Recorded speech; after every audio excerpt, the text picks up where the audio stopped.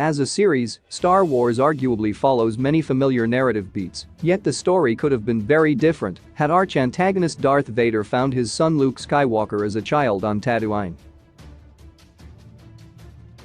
The dynamic between the dark and light side of the Force epitomized by these two central figures is the defining conflict at the heart of the Star Wars story. Yet, while he is clearly aligned with the light thanks to the tutelage of Yoda and Obi-Wan Kenobi, Luke's story in Star Wars could have been radically different had his relationship with his father begun much earlier. In the original trilogy, Luke's Jedi journey begins much later than is typical for a youngling, agreeing to train under Obi-Wan Kenobi only after the tragic death of his aunt and uncle. This sets him on course for his first interaction with Vader aboard the Death Star, where he watches the Sith strike down his master and friend. Spurred on by this experience and the burgeoning Rebel alliance, Luke is set on a path that will see him both lose to and defeat Vader in one of the most dramatic and celebrated arcs in cinema history. This story is, understandably, absolutely central to Star Wars as it exists today. However, it's easy to see how things could have panned out very differently had Vader found Luke on Tatooine as a child. While the possibility of Vader killing his son is terrifying, there is perhaps the even more daunting prospect of Luke being trained in the dark side of the Force. The consequence of this would be a dramatically different outcome for almost every character in the original trilogy, although this does not necessarily mean that the story would end in a triumph for evil. Here is how Star Wars would be different if Vader found Luke as a child. Obi-Wan would be able to protect Luke on paper. It might not sound like Vader finding Luke much earlier would make a great difference. After all, Luke had Obi-Wan as a watchful guardian throughout his childhood. However, the Obi-Wan Kenobi series shed some light on the title character's status earlier on in the story. It revealed that Obi-Wan had been disconnected from the Force for a time after his initial fight with Anakin and being forced into hiding. If Vader managed to find Luke early enough, he may have caught Obi-Wan at a point where he didn't have total access to his Force powers. Obi-Wan may be a skilled warrior, but without his powers, has no match for Vader, as the series showed. As a result, Obi-Wan would have two options: fight Vader and die or retreat, and give Vader a demoralizing victory. He won't be able to stop Vader from either killing Luke or, more likely, taking Luke away. Vader would train Luke in the ways of the dark side. Obi-Wan's interest in cultivating Luke might very well be the undoing of the rebellion in this scenario. In the first episode of Obi-Wan Kenobi, it's shown that Obi-Wan was influencing Luke by getting him toys that fed his imagination and his desire for adventure. This would be a problem as Vader would come and present Luke with exactly such an opportunity. Cunning as he is, Vader would kill Luke's aunt and uncle and manipulate Luke into believing he could help Luke become strong enough to avenge them. Without being able to stop Vader directly, Obi-Wan would have to let it go, as he had so many times early on in Obi-Wan Kenobi. Luke would go with Vader and effectively become his new apprentice, trained in the ways of the dark side. He'd no longer be the hero of the story, but yet another of the villains. Furthermore, with him starting his training so much younger, Luke would be significantly more powerful much earlier on. Without Luke, Obi-Wan would have to resort to training Leia with Luke, now acting as an agent of the dark side. Obi-Wan would be left with little choice but to turn to Leia. She would need to be trained in the ways of the Force if the rebellion were to have any hope of victory. Obi-Wan Kenobi already displayed that Leia had the capacity from a young age, possibly indicating a more natural inclination for the Force than even her brother.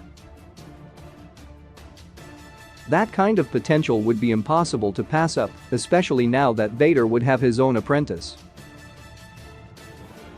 Not only would Leia need to be trained, but Obi-Wan may actually begin Leia's training almost immediately after failing to stop Vader from getting Luke.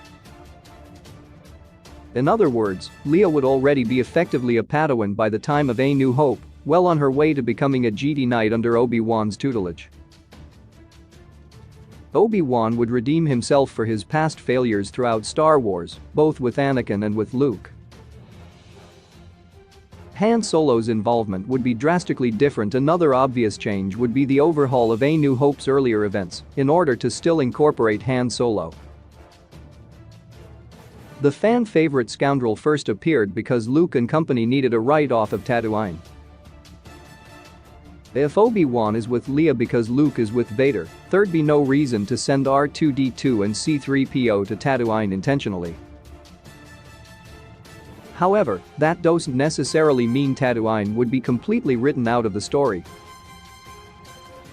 If the events of A New Hope began with Leia escaping from the Empire instead of being captured by them, she could escape to Tatooine where she could enlist the help of Han Solo in order to avoid detection. This would allow the film's events to play out in more or less the same sequence, albeit with some other significant changes in other areas. Even if Leia doesn't escape to Tatooine specifically, she could still meet Han in a number of other places. With Han being a smuggler, it wouldn't be at all difficult to justify stumbling into him anywhere in the Star Wars galaxy. In this scenario, the nature of Leia and Han's romantic subplot would likely be expanded upon too. Without Luke's presence, Han and Leia would interact far more.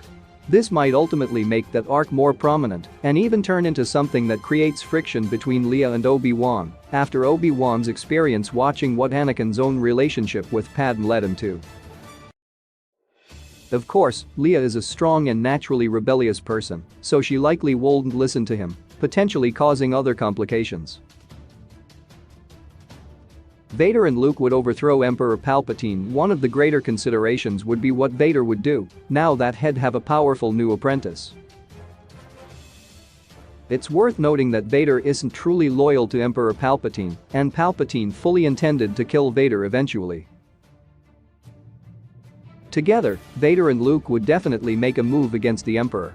They'd have a considerable chance of succeeding as well, allowing Vader to become the new Emperor, with Luke taking over the role that Vader had under Palpatine.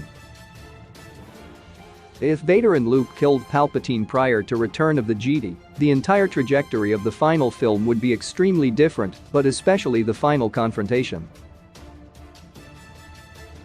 Palpatine was a conniving schemer who was more than happy to patiently play the long game, manipulating pawns to do his bidding. Vader, on the other hand, prefers direct action. He's also less driven by purely selfish ambition and arrogance. Vader saw the Empire as the ultimate path to order, which would make him more clear-eyed than Palpatine, who was simply power-hungry. With Vader in this role, and having successfully forged a connection with Luke, Leia would have a much more difficult fight on her hands than Luke did in the original story.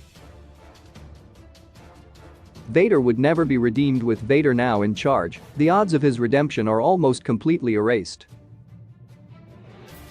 That isn't to say, however, that the character wouldn't still be conflicted.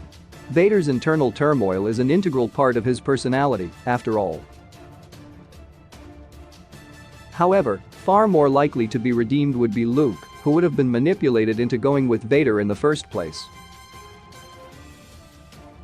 To that end, Leia would sway Luke after sending their connection, and the two of them would, together, overcome Vader. Of course, Vader wouldn't take this sitting down, as he'd likely see it as the final loss of everything he had, with both of his children hating him, and thus repeating the loss of Padme all over again, albeit in a symbolic sense. Vader's redemption was a monumental moment for both Vader and Luke. This, however, would be a shift that make it a significant moment for their entire family. Ironically, this could also still be seen as Anakin fulfilling the prophecy of bringing balance to the Force through his progeny and his actions towards them. Training Luke in the ways of the dark side would lead Leia to be trained in the ways of the light, and ultimately the two would join together to defeat him, the final piece in the imbalance.